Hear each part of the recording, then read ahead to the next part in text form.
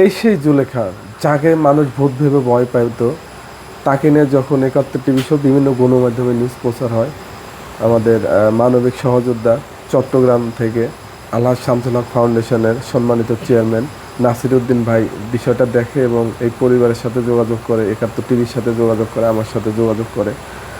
তে তখন থেকে তার চিন্তা যে আসলে জুলেখার চিকিৎসা কিভাবে করবে, তখন থেকে কিন্তু বিভিন্ন ডাক্তারের সাথে পরামর্শ এবং দেশের বাইরেও সে কথা বলছে।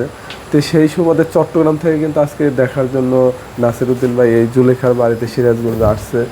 তো আসলে অনেক ধন্যবাদ এবং কৃতজ্ঞতা ৭১ টিভি এবং নাসির উদ্দিন ভাইকে, যে আপনাদের মাধ্যমে যদি জুলেখা স্বাভাবিক জীবন ফিরে পায়, তাহলে হয়তো জুলেখার পরিবার যে খুশিটা হবে এটা বলে বোঝাতে পারবো না। কারণ একটা মা হয়ে কিভাবে এই সন্তানকে ১৯ বছর ধরে লালন পালন করছে, তা আমরাও দোয়া করি নাসির উদ্দিন ভাই এবং আলহাজ শামসুল হক ফাউন্ডেশনের মাধ্যমে জুলেখা সুস্থ স্বাভাবিক জীবনে ফিরে আসুক।